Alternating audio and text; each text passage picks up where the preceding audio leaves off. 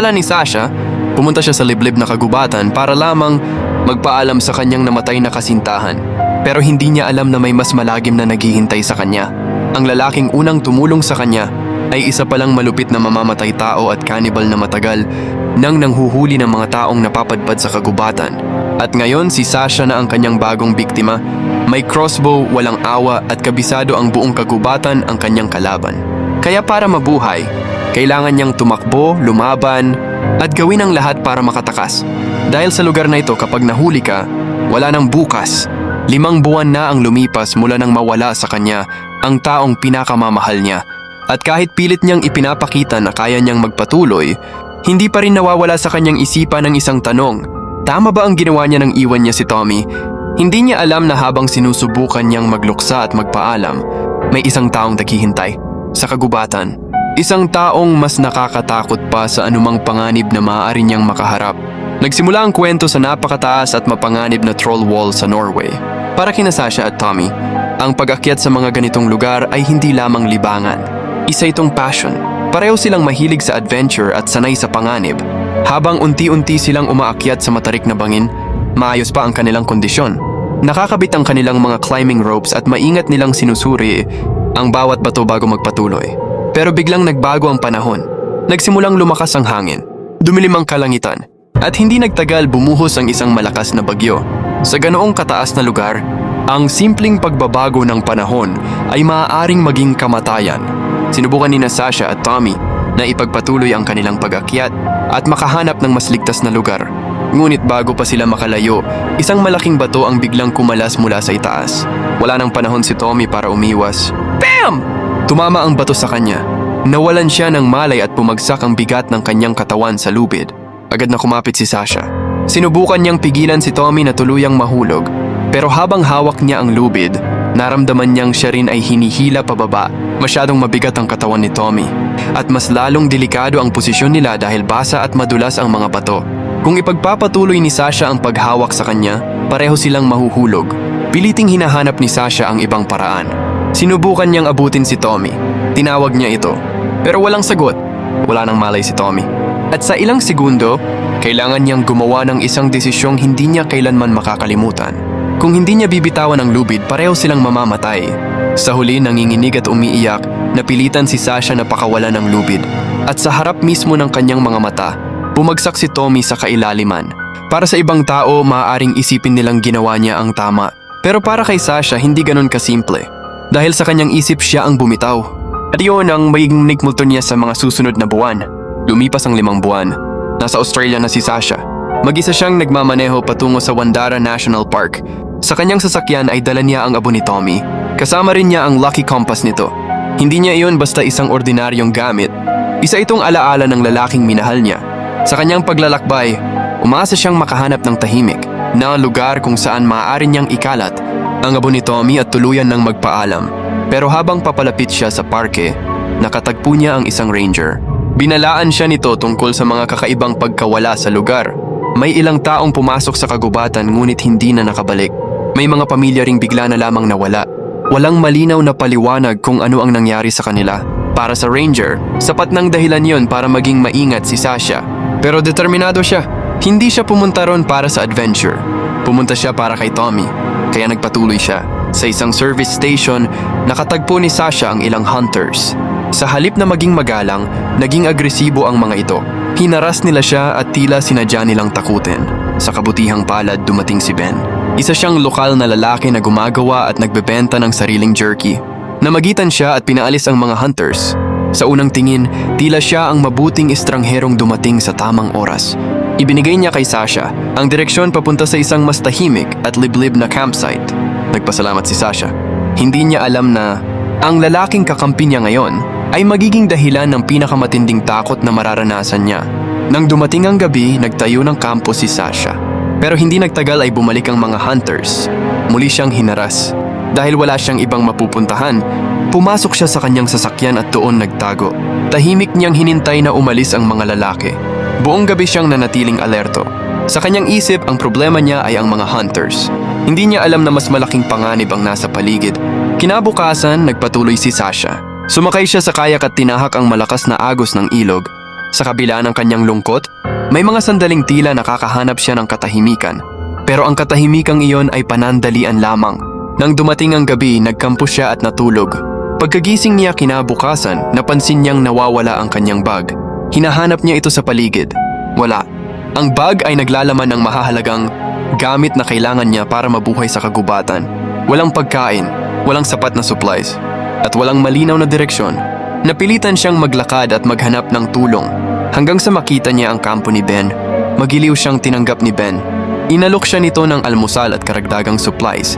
Sa una parang malaking tulong iyon. Pero habang tumatagal ang kanilang pag-uusap, napansin ni Sasha na may mali. Alam ni Ben ang tungkol sa kanyang paglalakbay.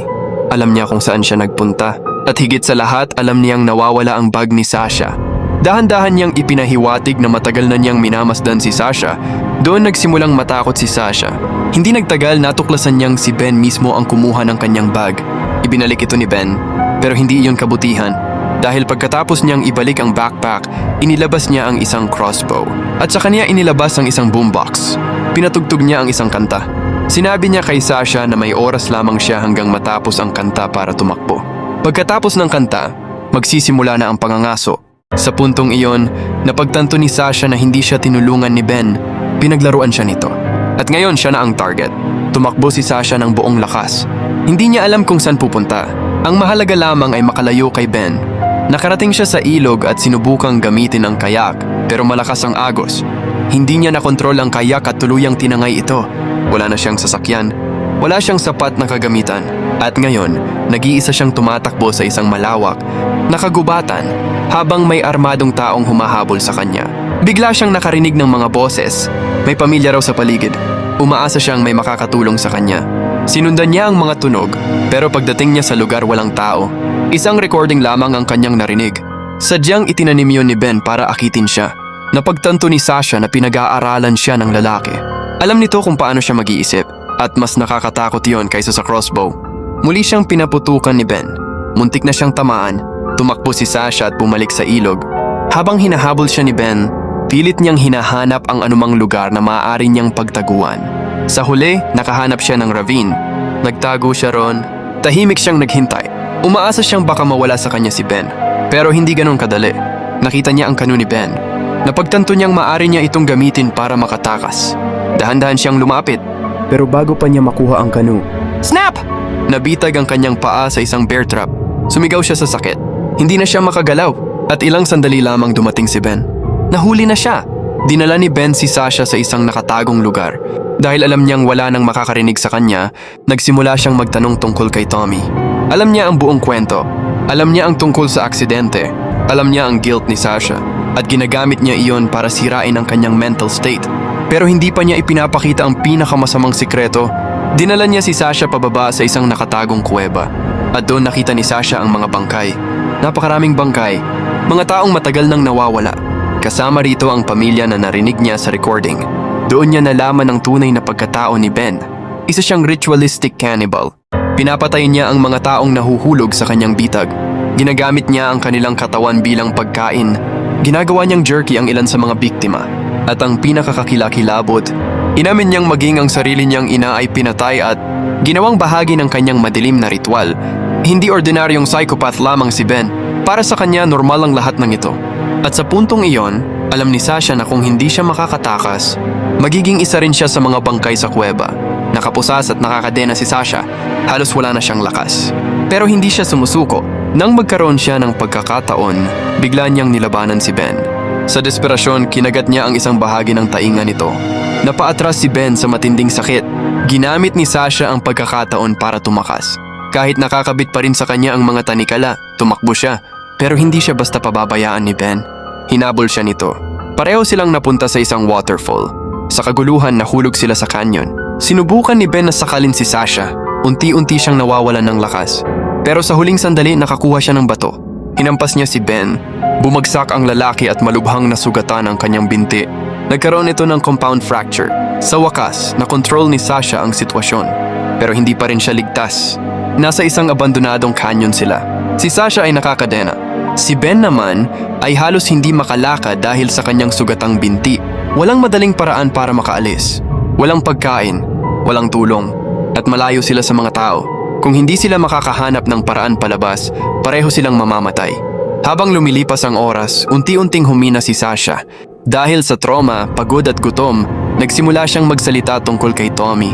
Inamin niyang hindi niya mapatawad ang sarili niya. Pakiramdam niya, pinatay niya si Tommy nang bitawan niya ang lubid. Pero kahit anong paliwanag, hindi na niya mababago ang nakaraan. At dito nagsimulang maunawaan ni Sasha na ang guilt niya ang isa sa pinakamalaking sandatang ginagamit ni Ben laban sa kanya. Pagsikat ng araw, gumawa sila ng pansamantalang kasunduan. Pareho silang kailangang umakyat. Hindi kayang gawin ni Ben iyon ng mag-isa dahil sa kanyang sugatang binte. Hindi rin kayang umakyat ni Sasha habang nakakadena. Kaya kailangan nilang magtulungan.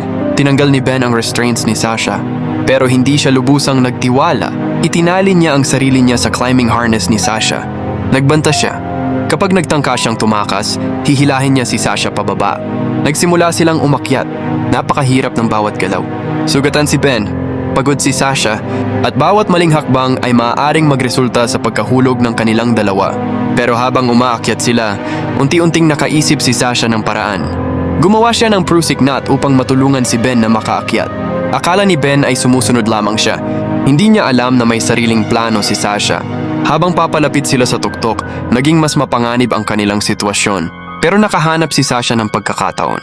Unti-unti niyang pinalaya ang sarili mula sa harness. Hindi agad napansin ni Ben. Nang tuluyan siyang makawala, alam niyang ito na ang kanyang pagkakataon. Hindi na niya kailangang manatiling nakakabit sa taong ilang beses nang nagtangkang pumatay sa kanya. Sa isang mabilis na kilos na wala ang suporta ni Ben. Bumagsak siya at tuluyan siyang nahulog sa kailaliman. Sa wakas natapos na ang hunting. Pero hindi pa tapos ang laban ni Sasha. Kailangan pa niyang umakyat. At ngayon wala na siyang sapat na climbing gear. Mag-isa niyang hinarap ang bundok, sugatan ang kanyang katawan. Pagod na siya. Pero sa bawat pag-akyat niya, parang unti-unti rin niyang iniiwan ang kanyang nakaraan. Naalala niya si Tommy. Naalala niya ang aksidente. Naalala niya ang guilt. Pero sa pagkakataong ito, hindi na niya hinayaang kontrolin siya ng mga alaala. Pinilit niyang umakyat. Isang bato, isang hakbang, isa pang hakbang. Hanggang sa tuluyan niyang marating ang tuktok. Nakaligtas siya. Nakita siya ng mga taong dumaraan at agad siyang tinulungan. Bumalik si Sasha sa ranger station. Doon niya ikinuwento ang lahat, ang tungkol kay Ben, ang mga bitag, ang kuweba, at ang mga taong pinatay nito. Agad na nagsagawa ng operasyon ang mga autoridad. Nang hanapin nila ang hideout ni Ben, nakita nila ang napakaraming labi. Hindi bababa sa 20 katawan ang natagpuan. Sa wakas, nabigyan ng sagot ang mga pamilya ng mga taong matagal nang nawawala. Ang lalaking tila ordinaryong lokal lamang ay isa palang halimaw na matagal nang namumuhay sa dilim. Matapos ang lahat, pumunta si Sasha sa beach. Dala pa rin niya ang lucky compass ni Tommy. Tahimik siyang nakatayo sa harap ng dagat. Sa buong pelikula, ang compass ay naging simbolo ng kanyang relasyon kay Tommy. Ngunit ngayon, panahon na para bitawan niya ito. Hindi ibig sabihin na kinakalimutan niya si Tommy. Sa halip, tinatanggap niya na hindi na niya mababago ang nangyari. Hindi niya kayang bumalik sa nakaraan. Hindi niya kayang baguhin ang desisyong ginawa niya sa troll wall, pero kaya niyang piliing mabuhay. Sa huli, itinapon niya ang compass sa karagatan. At habang tinatangay ito ng mga alon, tuluyan na rin niyang binitiwan ang guilt na matagal niyang dala. Sa simula ng kwento, binitiwan niya ang lubid dahil wala na siyang ibang pagpipilian. Sa dulo, muli siyang nagbitaw. Pero ngayon, hindi dahil sumusuko siya, kundi dahil handa na siyang magpatuloy. At matapos ang lahat ng pinagdaanan niya, sa wakas ay nakalaya na si Sasha hindi lamang mula kay Ben, kundi mula rin sa guilt at trauma na matagal nang nakakulong sa kanyang puso. Ipinapakita ng Apex na hindi natin kailangang habang buhay na dalhin ang guilt sa mga bagay na wala na tayong kakayahang baguhin. Si Sasha ay matagal na sinisi ang sarili sa pagkamatay ni Tommy, kahit ginawa lamang niya ang pinakamahirap na desisyon para mabuhay silang dalawa. Ngunit sa kanyang pakikipaglaban kay Ben, natutunan niyang ang nakaraan ay hindi na mababago ang kaya nating baguhin, ay kung paano tayo magpapatuloy. Itinuturo rin ng pelikula na ang tunay na tapang ay hindi kawalan ng takot. Kahit natatakot, sugatan, at halos mawalan na ng pag-asa si Sasha, patuloy pa rin siyang lumaban. Sa bawat pagkakataong akala niya ay wala na siyang paraan, pinipili niyang bumangon at maghanap ng solusyon. At higit sa lahat, ipinapaalala ng pelikula na minsan kailangan nating bitawan ang nakaraan para makapagsimula muli. Nang ihagis ni Sasha ang compass ni Tommy sa dagat, hindi ibig sabihin na kinalimutan niya ito. Tinanggap lamang niya na panahon na para mabuhay nang hindi kinokontrol ng sakit at guilt. Dahil ang buhay ay hindi tungkol sa kung ilang beses tayong nahulog. Ang mahalaga ay kung ilang beses tayong piniling bumangon, lumaban at magpatuloy.